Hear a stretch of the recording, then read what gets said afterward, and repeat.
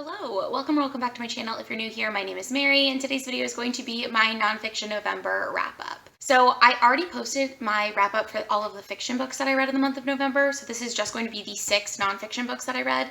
As always, I'm going to start with my reading stats, so I did read 6 nonfiction books in November for a total of 1,969 pages. I read from authors from 2 different countries. I read from 2 male and 5 female authors. One of the books that I read was written by 2 authors or an author duo, so I will be including the stats for both of those authors in my author stats. I read from 5 white, 1 black, and 1 non-black POC author this month. I read 1 book published in 2007, 1 book published in 2016, 1 book published in 2019, 1 book published in 2020, and 2 books published in 2021. I usually do a genre section, but since all of these are nonfiction, I thought I would do the subgenre breakdown. So I actually ended up reading 4 memoirs, 1 history nonfiction book, and 1 science nonfiction book. I gave 3 of these books 4 stars and 3 of them 5 stars for an average of 4.5 stars. I listened to 4 of these as an audiobook, and I read 2 of them physically. And that's it. Those are the last stats that I have for my nonfiction books. So without further ado, I am going to do these in the order in which I enjoyed them, rather than doing them in the order in which I read them. So I hope that makes sense. The first book that I'm going to talk about is Zero Fail by Carol Leonnig, which is a history of the Secret Service in the United States. If you don't know, the Secret Service is the agency that's responsible for protecting politicians, largely the president. So they are the people in suits with the little earbud things that make sure that presidents don't get assassinated. But if you know anything about the US, it's that a lot of presidents have been assassinated or shot at or shot, or all sorts of things have happened. So this book actually does a deep dive in where the Secret Service got its start. It also goes into detail in the more modern history of the Secret Service. So it talks a little bit about the assassination of Abraham Lincoln. It goes more in depth from the assassination of John F. Kennedy through today, focusing a lot more on more modern presidents and the ways in which the Secret Service has been tested and had to sort of acclimate to things.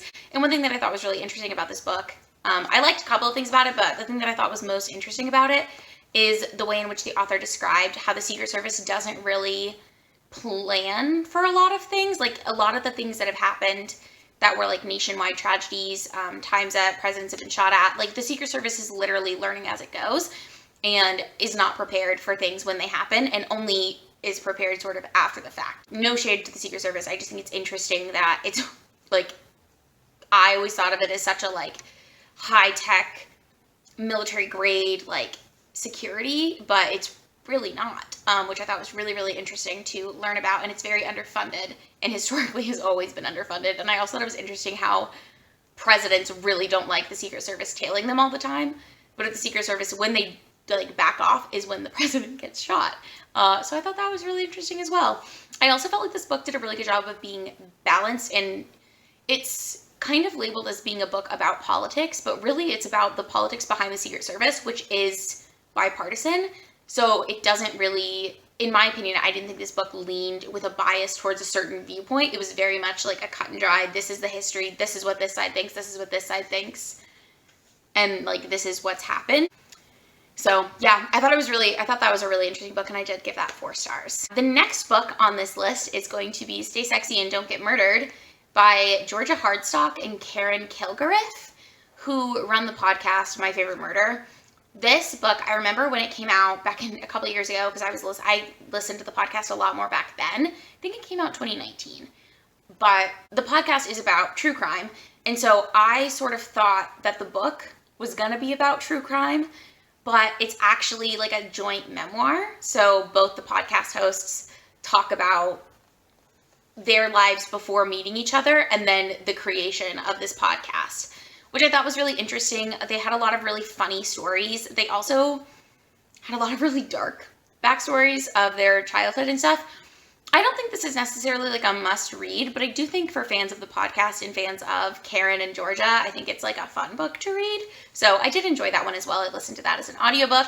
I also listened to Zero Fail as an audiobook. I don't know if I mentioned that. Then the last book I gave 4 stars, and my favorite of the 4 stars, I would say, is The World Without Us by Alan Weisman, which is a book about the environment and sort of what happens to the environment, or what would happen to the environment if people stopped interacting with it.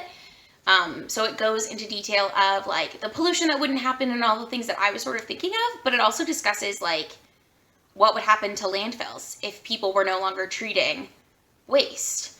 What would happen to buildings that have been built? Like, how long would the Statue of Liberty be there if there was no one there taking care of it? Because we've all seen like zombie movies where the city is like crumbling around you.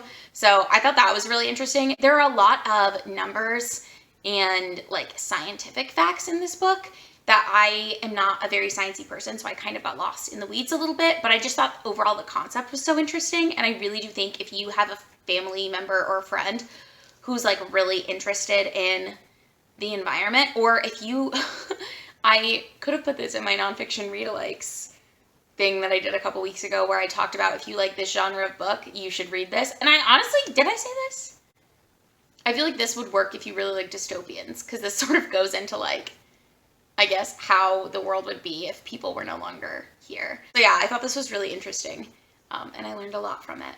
And now moving into my 5-star reads. So my, I guess, least favorite of the books I gave 5 stars is actually All the Young Men by Ruth Cooker Burks, which I'm not going to go into too much detail here because I did do an entire reading vlog reading this and a few other books by authors from Arkansas.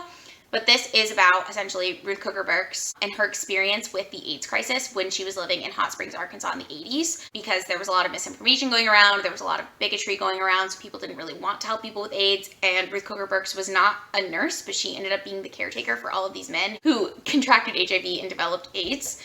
So I thought this was really powerful and really emotional to read, and it's obviously a subject that's very near and dear to my heart as an Arkansan, so I really, really enjoyed this one. Then I read Trevor Noah's memoir, Born a Crime, which is, again, really, really powerful and moving. This is about the comedian Trevor Noah's life. He grew up in South Africa, and I believe he was born in apartheid. Apartheid ended when he was a young boy, so he grew up sort of in a reintegrated South Africa, kind of. But in South Africa, there are like there are more races than just 3, but everything is generally divided into black, white, and colored. And he is actually mixed and not colored, which is really, it's like, doesn't really seem like a thing in the US, but in South Africa, at the time that he was born, he has a black mother and a white father, but usually people who are colored were mixed a long time ago, and so the colored people have children with other colored people, and they have more like colored children, if that makes sense. He explains it in depth and goes into like a lot of like the theory behind how the South African government was able to keep black and colored people under control and also keep white people under control, and how they were able to keep everything separate because there was always this threat that you would either be promoted to a different race or demoted to a different race, which you'd be demoted to black. That would be like the worst race to be in South Africa, which I just thought was so interesting. And he tells a story about how when he was a little boy, he would go places with his mom, but they had a colored friend that he would have to walk with and pretend like she was his mom because his mom was black and he was colored, so she couldn't be his mom in public. It was illegal for him to be, it was illegal for her to have had a baby with a white man and have this baby. So I just thought this was really powerful. I've heard amazing things about the audiobook. Unfortunately, I was not able to read this via audio, so this took me forever to read because reading physically just hasn't been happening for me recently, but I did really love this book and I do highly recommend it. And then finally, my favorite nonfiction book that I read in the month of November, again, was a memoir, and this one was Crying in Hmart by Michelle Zauner, who is the front woman slash, I think it's a solo project that travels with a band, but it's called Japanese Breakfast, which is a band that I was really into when Psychopop came out, which is like their debut album, I think in 2016. I don't remember exactly when it was, but I think I was involved in college radio at the time. And so it was a really big thing for college radio. That album like blew up, and the song Everyone Wants to Love You, Everybody Wants to Love You, I don't know now, but I heard of this memoir and I heard everyone raving about it. And then as I was listening to it, I was really enjoying it, and I was like, oh my God, she's a musician. That's so cool, because she talks a little bit about her life in her band that she was in at the time that the stuff in the book is happening. And then I saw an article that I think it was from NPR, and it was an article about how it was like Japanese breakfast wrote a memoir or whatever, and I didn't even know. But I really enjoyed it. I absolutely love this book. It made me cry. But essentially, it's about Michelle Zauner finding out that her mom has cancer and how her life sort of flipped on its head trying to take care of her mother who had cancer and who died from cancer. And it also tackles the like complicated relationship that she had with her mom and how like there were things that her mom did that really hurt her, but she felt like she talks about the years that she spent away from her mom and not really speaking to her mom, and how I just really liked that this book didn't just say like my mom was this perfect person who loved me so unconditionally and so well, and I loved her unconditionally and so well. It was about like how messy relationships are, and it even talked about her relationship with her dad and her parents' relationship with each other and how like messy and contentious all of it was. But also she's half Korean, and her mother was her tie to her Korean culture, and so she talks about at the beginning of the book that sometimes she'll just go to an Hmart, which is like an Asian grocery store, and she describes what they're like and what kinds of food are there, and there's like a food court in most of them, and she like describes the people she sees while she's at them, and she talks about how that makes her feel tied to her culture in a way that like she hasn't really felt since her mom passed, because it's like she feels like now she's just cut off from that side of herself, which I thought was really sad and really interesting. So I loved that book. Highly recommend it. I think it's in the top 10 for the Goodreads Choice Awards. I did vote for it. Zero Fail did not make it past the top 20, so I read that one because it was in the Goodreads Choice Awards and it sounded interesting to me. But that's going to be it. Those are the 6 nonfiction books that I read as a part of Nonfiction November this year. Let me know in the comments down below if you participated in Nonfiction November and what you read.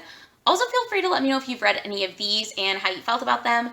If you would like to, you can go ahead and give this video a like and subscribe to my channel, because I do post 2 videos every single week, and I will see you in the next one. Bye!